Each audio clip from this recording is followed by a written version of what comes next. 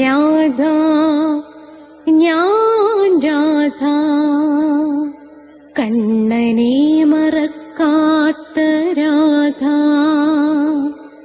രാധ ഞാൻ രാധ കണ്ണനെ മറക്കാത്ത രാധ വൃന്ദാവനം നീ മറന്നോ മധുരയെ നീ മറന്നോ വൃന്ദാവനം നീ മറന്നോ മധുരയെ നീ മറന്നോ രാധയെ നീ മറന്നോ കണ്ണാ പൈക്കളെ നീ മറന്നോ രാധയെ നീ മറന്നോ കണ്ണാ പൈക്കളെ നീ മറന്നോ രാധ രാധ രാധ മറന്നിട്ടും മറക്കാത്ത രാധ മറന്നിട്ടും മറക്കാത്ത രാധ രാധേ രാധേ രാധേ രാധേ മറന്നിട്ടും മറക്കാത്ത രാധ മറന്നിട്ടും മറക്കാത്ത രാധ.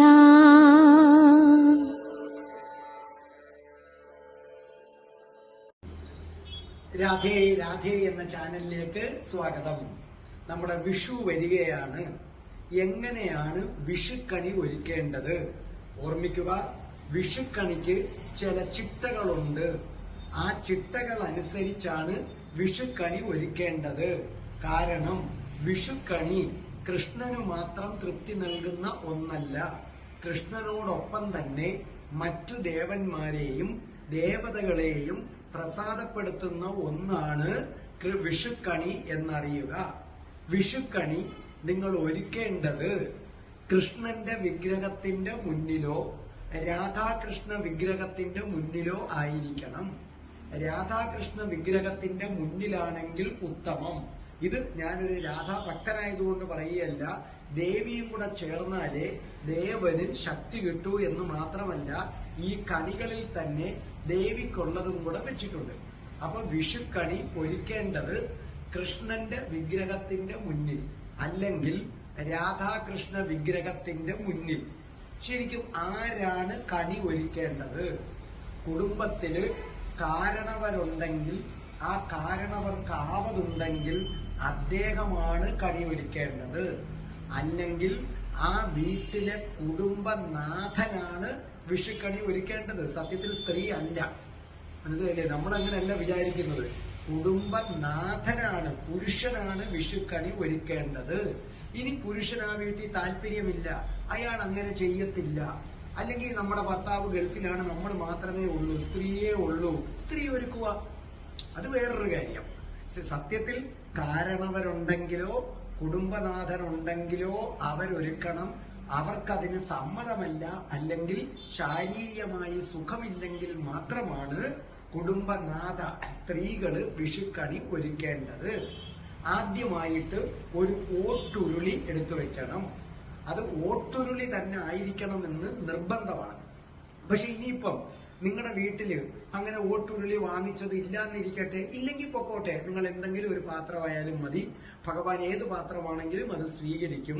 ഇതിന്റെ നിയമം ഓട്ടുരുളി ഉള്ളവര് അതിൽ തന്നെ എടുത്ത് എന്ത് ചെയ്യണം? ഒരു ഓട്ടുരുളി എടുത്ത് ഈ വിഗ്രഹത്തിന്റെ മുന്നിലായിട്ട് നമ്മൾ വെക്കുക. അതിനകത്ത് പകുതിയോളം ഉണക്കലരി കൊണ്ട് നിറയ്ക്കണം. മനസ്സിലായില്ലേ? പകുതിയോളം ഈ ഓട്ടുരുളി പകുതിയോളം ഉണക്കലരി കൊണ്ട് നിറയ്ക്കണം. എന്നിട്ട് ആദ്യം നിങ്ങൾ വെക്കേണ്ടത് നല്ല സ്വർണ്ണ നിറത്തിലുള്ള കണി വെള്ളരിയാണ്. ആദ്യം വെക്കേണ്ടത് അതാണ്. സ്വർണ്ണ നിറത്തിലുള്ള കണി വെള്ളരി വെക്കണം. അതിനുശേഷം ചക്ക വെക്കണം, പൊതിച്ച നാളികേരവും വെക്കണം. ഈ ചക്കയും പൊതിച്ച നാളികേരവും എന്ന് പറയുന്നത് ഗണപതിയുടെ ഭക്ഷണമാണെന്ന് അറിയുക. അപ്പൊ ഗണപതിയും കൂടെ പ്രീതിപ്പെടുത്തിയാണ് അവിടെ, മനസ്സിലായില്ലേ? ഒരു ഗണപതി ഒരിക്കലും കൂടെ തുല്യമാണ്. അപ്പൊ ചക്ക വെക്കണം, പൊതിച്ച നാളികേരം വെക്കണം. ഇനി ചക്ക കിട്ടിയില്ലെങ്കിൽ പൊക്കോട്ടെ, അത് നമ്മൾക്ക് കളയാം. നിങ്ങൾക്ക് ഉണ്ടെങ്കിൽ ചക്ക വെക്കണം. അതിനുശേഷം മാങ്ങ വെക്കണം. മാങ്ങ ആർക്ക് വേണ്ടിയാണെന്നറിയാമോ? സുബ്രഹ്മണ്യന് വേണ്ടിയാണ്. സുബ്രഹ്മണ്യന്റെ പ്രിയപ്പെട്ട ഭക്ഷണമാണ് മാങ്ങ. അതിനുശേഷം കദളിപ്പഴം വെക്കണം. അത് കൃഷ്ണൻ ഇഷ്ടപ്പെട്ട ഭക്ഷണമാണ്.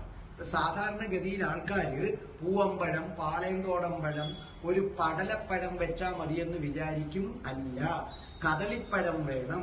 കദളിപ്പഴം നിങ്ങൾ അവിടെ പൂജാദ്രവ്യങ്ങൾ വിൽക്കുന്ന കടകളിലോ മഹാവിഷ്ണുവിന്റെയോ ശ്രീകൃഷ്ണന്റെയോ ക്ഷേത്രത്തിലോ ചെന്നാൽ നിങ്ങൾക്ക് കദളിപ്പഴം കിട്ടും. ഇനി കദളിപ്പഴം കിട്ടുന്നില്ലെങ്കിൽ വിഷമിക്കണ്ട, മറ്റേതെങ്കിലും പഴം വെക്കുക. അപ്പൊ ഓർമ്മിക്കുക, ചക്കയും പൊതിച്ച നാളികേരവും കൊണ്ട് ഗണപതിയെ പ്രീതിപ്പെടുത്തുന്നു, മാങ്ങ കൊണ്ട് സുബ്രഹ്മണ്യനെ പ്രീതിപ്പെടുത്തുന്നു, കദളിപ്പഴം കൊണ്ട് കൃഷ്ണനെ പ്രീതിപ്പെടുത്തുന്നു. എന്നിട്ട് നിങ്ങൾ ഏത് വെക്കണം? നാരങ്ങയും നെല്ലിക്കയും വെക്കണം. ഈ നാരങ്ങയും നെല്ലിക്കയും ലക്ഷ്മി ദേവിക്ക് വേണ്ടിയാണ്. അതാ ഞാൻ ആദ്യമേ പറഞ്ഞത്, ദേവിയെയും കൂടെ തൃപ്തിപ്പെടുത്തുകയാണ്. രാധാകൃഷ്ണ വിഗ്രഹമാണ് വേണ്ടത്, അല്ലെങ്കിൽ കൃഷ്ണനും ലക്ഷ്മി ദേവിയുമുള്ള വിഗ്രഹമായാലും മതി. അപ്പൊ നിങ്ങൾ മനസ്സിലായല്ലോ, നാരങ്ങയും നെല്ലിക്കയും വെക്കണം. അതിനുശേഷം എന്ത് ചെയ്യണമെന്നറിയാവോ? ഭഗവതിയെ സങ്കല്പിക്കണം. ഭഗവതിയെ മനസ്സിൽ നന്നായി ധ്യാനിക്കണം. അല്ലാതെ നിങ്ങൾ ഈ ഉരുളി കൊണ്ടുവന്ന് ഇങ്ങനെ ചുമ്മാ ഓരോന്ന് പറക്കി വെക്കുകയല്ല ചെയ്യേണ്ടത്. ഭഗവതിയെ നന്നായി സങ്കല്പിച്ചിട്ട് ഓട്ടുരുളിയുടെ നടുക്ക് ഒരു വാൽ കണ്ണാടി കൊണ്ടുവയ്ക്കണം. ഈ കണ്ണാടിക്കൊക്കെ ഒരുപാട് ഉദ്ദേശമുണ്ട്, പറഞ്ഞുതരാം. ഓട്ടുരുളിയുടെ നടുക്കൊരു വാൽ കണ്ണാടി വെച്ചിട്ട് അതിന്റെ പുറത്തൊരു സ്വർണ്ണമാല ചാർത്തണം. അപ്പൊ ഓട്ടുരുളിയുടെ പുറത്ത് വാൽ കണ്ണാടി വെച്ചിട്ട് അതിന്റെ പുറത്ത് ഒരു സ്വർണ്ണമാല ചാർത്തണം. എന്നിട്ട് കണിക്കൊന്ന വെക്കണം.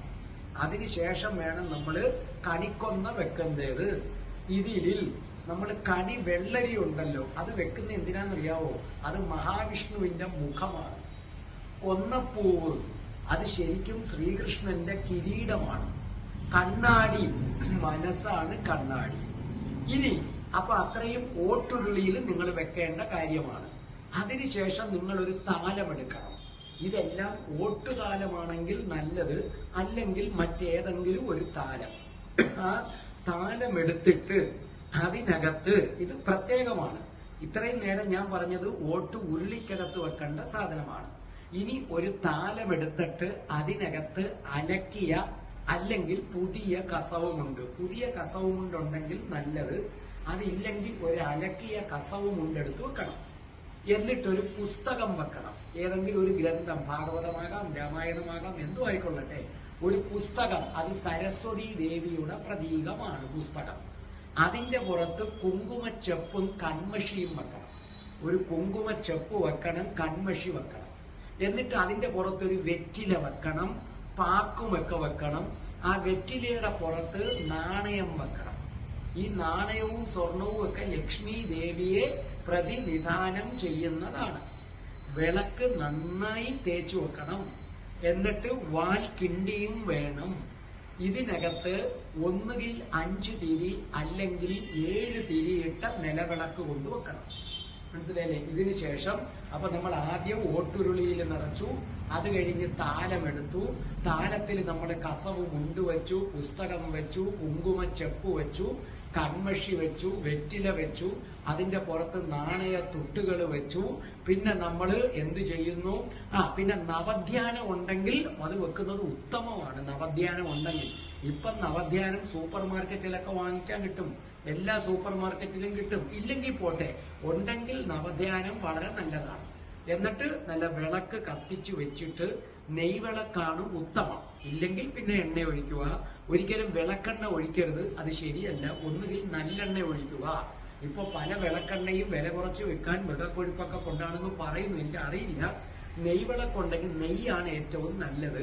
ഒന്നുകിൽ 5 തിരി അല്ലെങ്കിൽ 7 തിരി. ഇവിടെ ഒരു കാര്യം ശ്രദ്ധിക്കണം, ഈ നിലവിളക്ക് നമ്മളങ്ങോട്ട് വെക്കുമല്ലോ, അപ്പൊ ഈ വിളക്ക് ഇങ്ങനെ 7 തിരി കത്തുമ്പോൾ ആ പ്രഭയില് വിളക്കിന്റെ നിഴല് ഭഗവാന്റെ വിഗ്രഹത്തിൽ പതിക്കരുത്. അത് ശ്രദ്ധിക്കണം. വിളക്കിന്റെ നിഴൽ ഒരിക്കലും ഭഗവാന്റെ വിഗ്രഹത്തിൽ പതിക്കരുത്. ഇത്രയും. അപ്പൊ ഇത് ഒരുക്കി വെച്ചിട്ട് രാവിലെ വീട്ടിലെ മുതിർന്ന കാരണവരല്ലെങ്കിൽ കുടുംബനാഥനാണ് സത്യത്തിൽ ചെയ്യേണ്ടത്. നമ്മളൊക്കെ വീടുകളിൽ കാണുന്ന നേരെ തിരിച്ചാണ്. കുടുംബനാഥൻ മുക്കറയിട്ട് ഉറങ്ങും, സ്ത്രീ വന്ന് വിളിച്ചുകൊണ്ട് പോകും. സത്യത്തില് ഭർത്താവ് അല്ലെങ്കിൽ കാരണവര് വന്നിട്ടാണ്. ഇപ്പൊ ഭർത്താവാണെങ്കിൽ, കുടുംബനാഥൻ ഭർത്താവാണെങ്കിൽ, ഭർത്താവ് എഴുന്നേറ്റ് വന്നിട്ടാണ് ഈ വിളക്കൊക്കെ കത്തിച്ചതിന് ശേഷം വന്ന് തന്നെ, അതായത് ഭർത്താവ് എങ്ങനെയാ പോണ്ടത്, രാവിലെ ഇങ്ങനെ കണ്ണടച്ചിട്ട് പതുക്കെ വന്നിങ്ങനെ കതവ് തുറന്ന്, അല്ലെങ്കിൽ കതവ് ചാരിയിട്ട് കിടക്കുക, കതവ് തുറന്ന് പതുക്കെ നമ്മളിങ്ങനെ തപ്പി തപ്പി പൂജാമുറിയെ ലക്ഷ്യമാക്കി വന്ന് കതക് നമ്മൾ തുറന്നിങ്ങനെ വെച്ചേക്കണം. ലൈറ്റും രാത്രി ഇട്ട് വെച്ചിരുന്ന പരമസുഖം. കിടന്നോട്ടെ, ഒരു ദിവസത്തെ കാര്യമല്ലേ ഉള്ളൂ. കണ്ണ് തുറക്കുമ്പോ കണി കണ്ടു കുടുംബനാഥൻ, തൊഴുതു, പ്രാർത്ഥിക്കണം, ഭഗവാനോട് പ്രാർത്ഥിക്കണം. ഈ ഒരു വർഷം മുഴുവനും നന്നായിരിക്കണേ ഭഗവാനെ എന്ന് പ്രാർത്ഥിച്ചിട്ട് തിരിച്ചു വന്ന് തന്റെ ഭാര്യയുടെ കണ്ണുപൊത്തി കൊണ്ടുപോവുകയാണ് യഥാർത്ഥത്തിൽ ചെയ്യേണ്ടത്. പക്ഷേ ഈ കേരളത്തിൽ ഞാൻ കണ്ടിട്ടുള്ളത്, പാവം ഭാര്യ എണീറ്റ് ഇതെല്ലാം ചെയ്ത് ഭർത്താവിന്റെയും മക്കളെയും കണ്ണുപൊത്തി കൊണ്ടുപോവുകയാണ് ചെയ്യുന്നത്. അപ്പൊ കണ്ണു പൊത്തിക്കൊണ്ട് അവിടെ ചെന്നിട്ട് ഇത് കണ്ടതിന് ശേഷം ഓരോരുത്തർക്കും നമ്മൾ കൈനീട്ടം കൊടുക്കണം. വളരെ ശ്രദ്ധിക്കുക. കൈനീട്ടം ആദ്യം കൊടുക്കേണ്ടത് പണമല്ല, നാണയത്തുട്ടാണ്. നാണയത്തുട്ടുകൾ കൈനീട്ടമായിട്ട് കൊടുക്കുക. പണ്ടൊക്കെ ഇങ്ങനെ വാരി കൊടുക്കുമായിരുന്നു. അങ്ങനെ കൈനീട്ടം ആദ്യം നാണയത്തുട്ട് കൊടുത്തിട്ട് പിന്നെ നോട്ട് കൊടുക്കുക. നിങ്ങൾ 100 രൂപയോ 50 രൂപയോ 500 രൂപയോ അവരവന്റെ ധനസ്ഥിതി അനുസരിച്ച് ആദ്യം കൈനീട്ടം കൊടുക്കണം. തീർന്നില്ല. കൈനീട്ടം കൊടുത്തതിന് ശേഷം നെറ്റിയിൽ ഒരു മുത്തം കൊടുക്കണം. ഭർത്താവ് ഭാര്യയ്ക്കും, ഭാര്യ ഭർത്താവിനും, കാരണവര് കൊച്ചുമക്കൾക്കും, കൊച്ചുമക്കള് കാരണവർക്കും തിരിച്ച് അങ്ങോട്ടും ഇങ്ങോട്ടും നമ്മൾ ഒരു മുത്തം കൊടുക്കണം കൈനീട്ടം തന്നതിന് ശേഷം. ഇപ്പൊ നിങ്ങളുടെ വീട്ടിൽ നിങ്ങളുടെ അയലത്തുള്ള ചേച്ചി വന്നാൽ നിങ്ങൾ അവിടെ കയറി മുത്തം കൊടുത്ത് കളയരുത്. നമ്മൾക്ക് മുത്തം കൊടുക്കാൻ അർഹതയുള്ളവരുടെ കാര്യമാണ് ഞാൻ ഈ പറയുന്നത്. അല്ലാതെ ദിലീപ് സാറ് പറഞ്ഞെന്നും പറഞ്ഞുകൊണ്ട് വരരുത്. അപ്പം മുത്തം കൊടുക്കാൻ അർഹതയുള്ളവർക്ക് ഒരു മുത്തം കൊടുക്കുക. അങ്ങനെ വീട്ടിലെ എല്ലാവരും കണി കണ്ടു കഴിയുമ്പോൾ നിങ്ങളുടെ വീട്ടിൽ കന്നുകാലികളുണ്ടെങ്കിൽ അവരെ കൊണ്ടുവന്ന് കണി കാണിക്കണം. ഇല്ല, കന്നുകാലികളെ നമ്മൾ കന്നുകാലി പശുക്കുട്ടിയൊക്കെ ആണെങ്കിൽ കയ്യിലെടുത്തുകൊണ്ട് വരാം. അതല്ലെങ്കിൽ നിങ്ങൾക്ക് കന്നുകാലി തൊഴുത്തുണ്ടെങ്കിൽ അവിടെ കണി ഒരുക്കി വെക്കണം. കന്നുകാലികളെ കണി കാണിക്കുന്നത് സർവ ഐശ്വര്യ സിദ്ധിയാണ്. പശുക്കുട്ടി ഉണ്ടെങ്കിൽ ആ പശുക്കുട്ടിയെ കയ്യിലെടുത്തുകൊണ്ട് വന്ന് നിങ്ങളുടെ വീട്ടിലെ കണി കാണിക്കണം. അന്നത്തെ ദിവസം രാവിലെ പശുവിനെയൊക്കെ കുളിപ്പിച്ച് പശുവിന്റെ നെറ്റിയിൽ ചന്ദനങ്ങളൊക്കെ തൊടണം. എന്നിട്ട് വാൽക്കിണ്ടി ഉണ്ടല്ലോ, ആ വാൽക്കിണ്ടിക്കകത്ത് വെള്ളം നിറയ്ക്കണം. നിറച്ചിട്ട് മോതിര വിരല് അതിനകത്തേക്ക് മുക്കിയിട്ട് ഗംഗേച്ച യമുനൈ ചൈവ ഗോദാവരി സരസ്വതി നർമ്മദേ സിന്ധു കാവേരി ജലേസ്മിൻ സന്നിധിം കുരു എന്ന് ഒരു ജപമാല ജപിക്കണം. ഇല്ലെങ്കിൽ വേണ്ട, 9 തവണ ജപിച്ചാൽ മതി. ഗംഗേച യമുനേ ചൈവ ഗോദാവരി സരസ്വതി നർമ്മദേ സിന്ധു കാവേരി ജലേസ്മിൻ സന്നിധിം കുരു. ഗംഗേച യമുനേ ചൈവ ഗോദാവരി സരസ്വതി നർമ്മദേ സിന്ധു കാവേരി ജലേസ്മിൻ സന്നിധിം കുരു. ഇത് നമ്മളൊക്കെ മറ്റുള്ള കുടുംബ അംഗങ്ങൾക്കൊക്കെ കൊടയുക, ബാക്കി അവിടെ വെച്ചേക്കുക.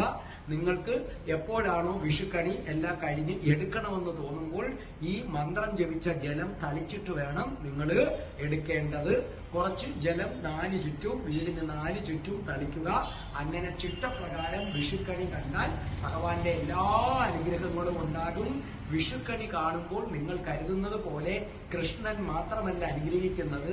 വിഷുക്കണി കാണുന്ന ഒരു വ്യക്തിയെ ഗണപതിയും സുബ്രഹ്മണ്യനും പിന്നെ കൃഷ്ണ ഭഗവാനും രാധാറാണിയും ലക്ഷ്മി ദേവിയും അങ്ങനെ സർവ ദൈവങ്ങളുടെയും അനുഗ്രഹമുണ്ടാകും. രാധേ രാധേ ഓ രാധേ രാധേ രാധേ രാധേ ഓ രാധേ രാധേ രാധേ രാധേ ഓ രാധേ രാധേ രാധേ രാധേ ഓ രാധേ രാധേ രാധേ രാധേ ഓ രാധേ രാധേ രാധേ രാധേ ഓ രാധേ രാധേ.